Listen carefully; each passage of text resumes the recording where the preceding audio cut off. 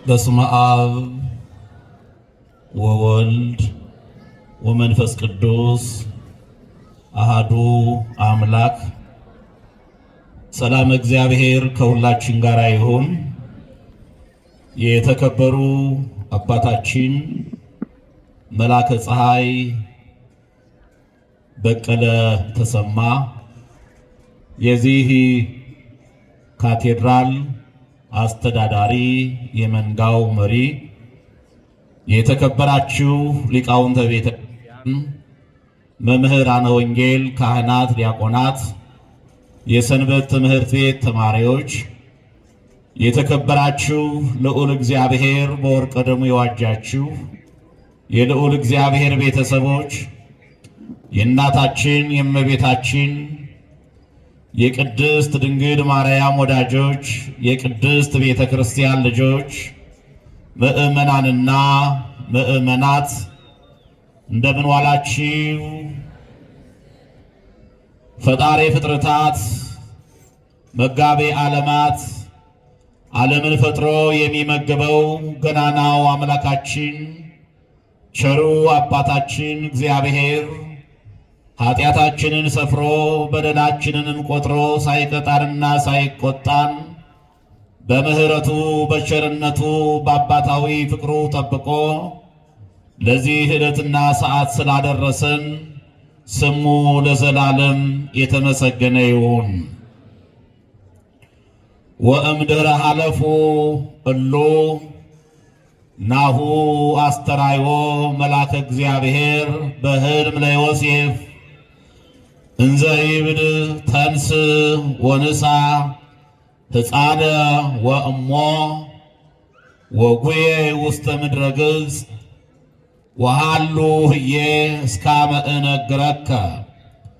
እነርሱም ከሄዱ በኋላ እነሆ የጌታ መልአክ በሕልም ለዮሴፍ ታይቶ ሄሮድስ ሕፃኑን ሊገለው ይፈልገዋልና ተነሳ፣ ሕፃኑንና እናቱንም ይዘ ወደ ግብፅ ሽሽ፣ እስከምነግርህም ድረስ በዚያ ተቀመጥ አለው። የጌታችን የአምላካችን የመድኃኒታችን የኢየሱስ ክርስቶስ ቅዱስ ወንጌል ከ12ቱ ሐዋርያት አንዱ የሆነው ወንጌላዊው ቅዱስ ማቴዎስ እንደጻፈው ምዕራፍ 2 ቁጥር 13 ላይ ያለ የእግዚአብሔር ቃል ነው። ወሃሉ ህዬ እስከ አመ እነግረከ፣ እስከምነግርህ ድረስ በዚያ ተቀመጥ። የትምህርታችን መሪ ቃል ነው። መነሻ ሐሳባችን ነው። ርዕሳችን ነው። እግዚአብሔር መንፈስ ቅዱስ ለአባቶቻችን ለነቢያት፣ ለሐዋርያት፣ ለሊቃውንተ ቤተ ክርስቲያን ምስጢሩን የገለጠ ለእኛም እንዲገልጥልን ዕውቀቱን ማስተዋሉን እንዲያድለን እርሱን ማወቅ የምንችልበትን እርሱን ሰምተን ንስሐ ገብተን ቅዱስ ሥጋውን ክቡር ደሙን ተቀብለን ሰማያዊ መንግሥቱን ዘላለማዊ ርስቱን መውረስ የምንችልበትን አባታዊ መልእክቱን እንዲያስተላልፍልን ቅዱስ ፈቃዱ ይሆንልን። ወሃሉ ህዬ እስከ አመ እነግረከ፣ እስከምነግርህ ድረስ በዚያ ተቀመጥ። ይህን ቅዱስ ቃል የተናገረው የእግዚአብሔር ቅዱስ መልአክ ነው። የእግዚአብሔር ቅዱስ መልአክ ሄሮድስ ሰማያዊውን ንጉሥ ክርስቶስን ሊገለው በፈለገበት ሰዓት አረጋዊው ዮሴፍ ክርስቶስን ይዞ ወደ ግብፅ እንዲሰደድ መከራው እስከሚያልፍ ጠላቱ ሄሮድስ እስኪሞት እርሱ የምስራቹን ቃል እስከሚነግረው ጠላት ሙቷን ሀገር ሰላም ሆኗል፣ ና ወደ ሀገር ግባ፣ ወደ ቤትህ ተመለስ ብሎ እስከሚነግረው ድረስ በዚያ ጸንቶ መቆየት እንዳለበት፣ በዚያ ደጅ መጽናት እንዳለበት የተናገረው ቃል ነው። እግዚአብሔር መንፈስ ቅዱስ ሁላችንንም እንዲናገረን ቅዱስ ፈቃዱ ይሆንልን።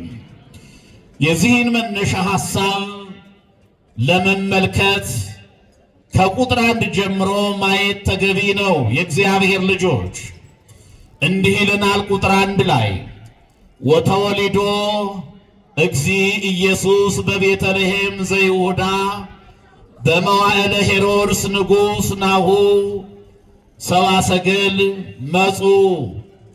እነሆ ሰማያዊው ንጉሥ ክርስቶስ ሄሮድስ በይሁዳ ነግሶ በነበረበት ዘመን ከምስራቅ ወደ ኢየሩሳሌም መጡ ይላል።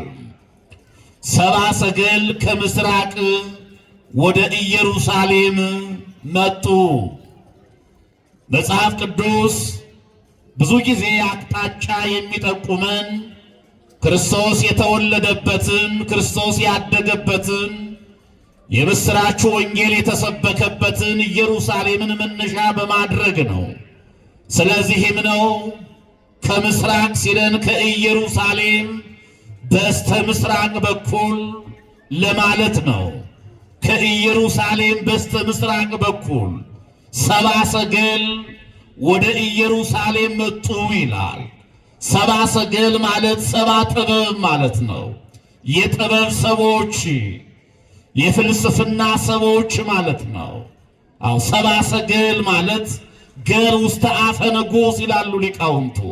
ጥበብ ማለት ነው፣ ማስተዋል ማለት ነው፣ ፍልስፍና ማለት ነው። እኒህ የጥበብ ሰዎች፣ እኒህ የእውቀት ሰዎች ከምስራቅ ከኢየሩሳሌም በስተ ምስራቅ ወደ ኢየሩሳሌም መጡ። ወደ ኢየሩሳሌም እንዲሁ ተነስተው አልመጡም። አንድ ታሪክ አጥንተዋል። አንድ ነገር ፈልገዋል ምእመናን። ስለዚህም ነው ወደ ኢየሩሳሌም ለመምጣት ምክንያት የሆናቸው ሰማያዊውን ንጉሥ ለማግኘት ነው። ይሄን ንጉሥ ማግኘት የምንችልበትን ልብ እንዲሰጠን ፈቃዱ ይሆንልን። የኒህ የሰብአ ሰገል ቅድመ አያታቸው ዠረደሽት የሚባል ፈላስፋ እንደነበረ አበው ይተርካሉ፣ ያስተምራሉ።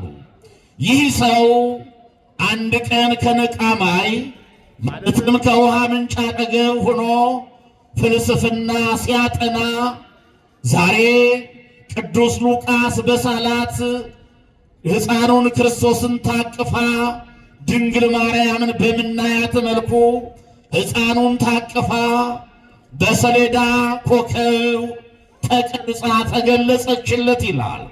ድንግል ማርያምን አያት። አስቀድሞ ገና ክርስቶስ ከመወለዱ በፊት ይሄ ምስጢር ሲገለጥለት መንፈሳዊ መሆኑን ስለተረዳ በሰሌዳ ብርት ቀርጾ ዕቃ ቤት አስቀምጦ ሲኖር ነው። የመሞቻው ጊዜ ሲደርስ ልጆቹን ጠርቶ ለልጆቹ ይሄን ታሪክ ተረከላቸው። ይሄን መልካም ነገር ማስረከባቸው። እንዲህ አይነት ኮከብ ሲወጣ፣ እንዲህ አይነት ኮከብ ሲገለጥላችሁ እርሱ ወደሚመራችሁ ሂዳችሁ ለንጉሡ ይሄን ገብሩ ብሎ የሚገብሩትን ወርቁን፣ ዕጣኑን፣ ከርቤውን አስይዞ በአባታቸው ዠረደሽት አለፈ። ከዚህ በኋላ ነው ሰማያዊ ንጉሥ ሲወለድ ይሄ ኮከብ ለሰብአ ሰገል ተገለጠላቸው ይላል። የተከበራችሁ ምእመናን፣ መልካም ወላጅ ለልጆቹ የሚያወርሰው እንዲህ ነው። መልካም ነገር ያወርሳል፣ መልካም ነገር ይሰጣል፣ መልካም ነገር ያስተምራል።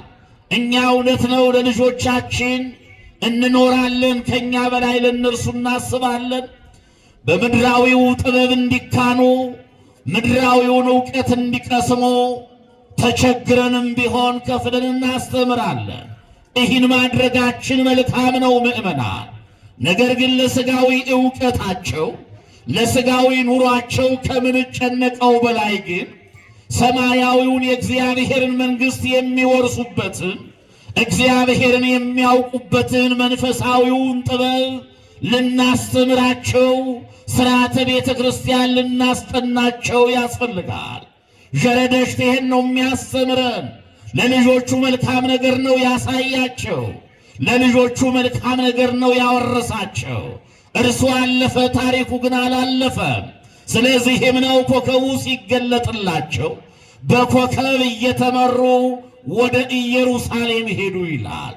አይቴ ሃሎ ንጉሥ አይሁድ ዘተወልደ፣ የተወለደው የአይሁድ ንጉሥ ወዴት ነው እያሉ ይሄን ንጉሥ ያስሱት ነበር። ይሄን ንጉሥ ይፈልጉት ነበር። እኒህ ሰዎች ቅድም እንዳየነው የጥበብ ሰዎች ናቸው። ጥበባቸው አልገደባቸውም። ባለስልጣኖችም ናቸው። ስልጣናቸው ክርስቶስን ከመፈለግ አላስቀራቸውም። ምእመናን፣ እንዲህ ነው የእግዚአብሔር ሰው መሆን ማለት። መማር መልካም ነው። ስልጣን ማግኘትም ጥሩ ነው። ባለጸጋ መሆንም ኃጢአት አይደለም፣ ላወቀበት ክብር ነው። ነገር ግን ስልጣናችን፣ ሀብታችን፣ ዕውቀታችን እግዚአብሔርን ከመፈለግ የሚገድበን ከሆነ ኪዳን ከማስደረስ፣ ቅዳሴ ከማስቀደስ፣ ሥጋው ደሙ ከመቀበል የሚለየን ከሆነ ግን እርሱ ውርደት ነው። ምእመናን፣ እኒህ ሰዎች ጥበባቸው አልገደባቸው፣ ሀብታቸው አልገደባቸው። ከሞቀ ቤታቸው ወጥተው ከሚመች አልጋቸው ወርደው በየምድረ በዳው እያደሩ ጭንጫ ላይ እየተኙ እየተራቡ እየተጠሙ ሰማያዊውን የሕይወት እንጀራ ክርስቶስን ፈለጉት። አይቴ ሃሎ ንጉሠ አይሁድ ዘተወልደ፣ የተወለደው የአይሁድ ንጉሥ የት አለ? በነፍስ በሥጋ የሚገዛው፣ በነፍስ በሥጋ የሚያከብረው የተወለደው ንጉሥ የት አለ አሉ። እውነት ነው፣ እግዚአብሔር ንጉሥ ነው። ምእመናን፣ ነቢየ እግዚአብሔር ቅዱስ ዳዊት በመዝሙር 73 ቁጥር 12 ላይ እግዚአብሔርሰ ንጉሥ ውእቱ እምቅድመ ዓለም ከመፈጠሩ ዘመን ከመቆጠሩ በፊት እግዚአብሔርስ እግዚአብሔርማ ንጉሥ ነው ይለዋል። እግዚአብሔር ንጉሥ ነው፣ ዓለምን ፈጥሮ የሚገዛ እግዚአብሔር ንጉሥ ነው፣ ዓለምን በፍቅር የሚመራ እግዚአብሔር ንጉሥ ነው፣ በሰላም ዓለምን የሚያስተዳድር እርሱ ንጉሥ ነው። ስለዚህም ነው ይሄን ንጉሥ ፈለጉት።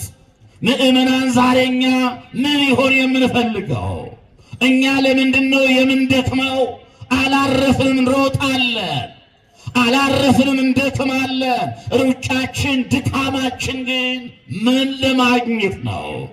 የብዙዎቻችን ሩጫ ለሥጋዊ ሕይወት ነው። የብዙዎቻችን ሩጫ ለዓለማዊ ሕይወት ነው። የብዙዎቻችን ሩጫ ለበደል ነው፣ ለርኩሰት ነው፣ ለኃጢአት ነው። የብዙዎቻችን ሩጫ ሥጋዊ ነገር ለማግኘት ነው። ሥጋዊ ነገር ለማግኘት፣ ሀብት ለማግኘት፣ ስልጣን ለማግኘት መሮጥ ኃጢአት ነው እያልኋችሁ አይደለም። ነገር ግን እግዚአብሔርን የማይፈልግ ሕይወት ግን እርሱ የሞተ ነው። እኒህ ሰዎች እግዚአብሔርን ፈለጉት። እውነት ነው፣ ሕይወት የሆነውን አምላክ በፍቅር የሚገዛውን ጌታ ፈለጉት። ምእመናን፣ እኛም በሕይወት ለመኖር እኛም ለማረፍ ይሄን ንጉሥ እንፈልገው። ሕስዎ ለእግዚአብሔር ወተሐዩ ነፍስክሙ። ነቢየ እግዚአብሔር ቅዱስ ዳዊት እግዚአብሔርን ፈልጉት ሕያዋንም ሁኑ ይላል። እግዚአብሔርን ፈልጉት በሕይወት ትኖራላችሁ ይላል። በሕይወት የምንኖረው ሕያዋን የምንሆነው በገንዘባችን ብዛት፣ በስልጣናችን ጽናት፣ በጉልበታችን፣ በውበታችን፣ በሥጋዊ አቅማችን አይደለም። ምእመናን፣ በሕይወት የምንኖረው እግዚአብሔርን ስንፈልግ ነው። በሕይወት የምንኖረው እግዚአብሔርን ስናገኝ ነው። ስለዚህ እንደነዚህ ሰዎች እግዚአብሔርን መፈለግ፣ እግዚአብሔርን ማግኘት ፈለጉት።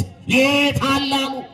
በነፍስ በሥጋ የሚገዛው ለ5500 ዓመታት ያክል በሰው ሕይወት ላይ የነገሰውን ሰይጣንን ከዙፋኑ አውርዶ የሰይጣንን የዲያብሎስን አለቅነት ገፎ ዙፋኑን ገልብጦ በሰው ልጆች ላይ የሚነግሰው ይሄ የፍቅር ንጉሥ፣ ይሄ የሰላም ንጉሥ የት ነው እያሉ ሄዱ።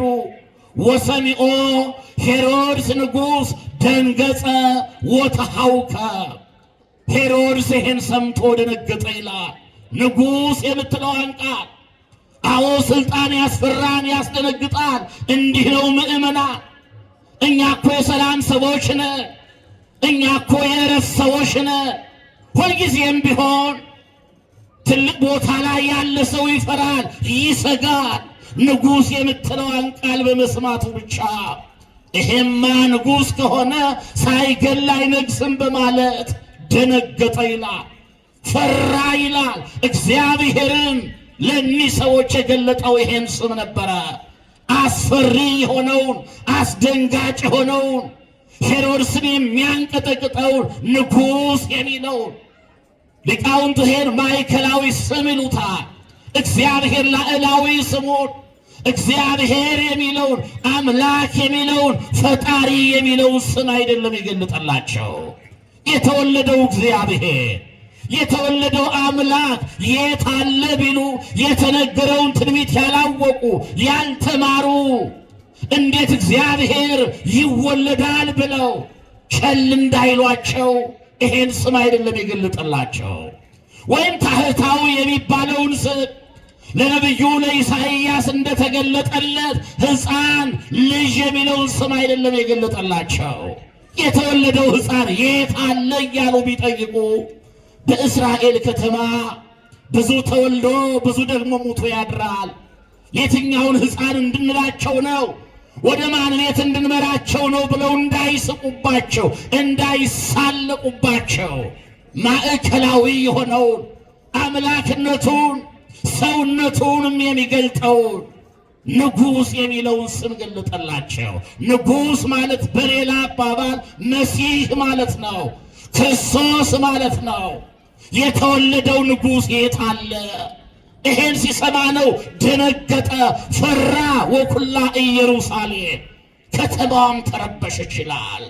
ከዚህ በኋላ ነው ሄሮድስ ሰብአ ሰገልን አስቀምጦ ታሪክ የሚመራመሩትን የሚያውቁትን ጸሐፍቱንና ሊቃነ ካህናቱን ጠየቃቸው። በአይቴ ይተወለድ ክርስቶስ፣ ይሄ ንጉሥ በየት ነው የሚወለደው? ይሄ ንጉሥ የት ነው ያለው ብሎ ጠየቃቸው ይላል።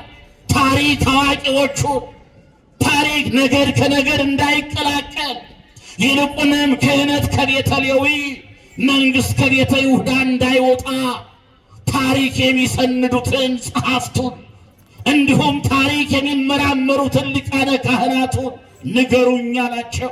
ይሄ መልካም ነው ምእመናን። አዎ ከክፉ ሰዎች አንዳንድ የምንማረው መልካም ነገር አለ።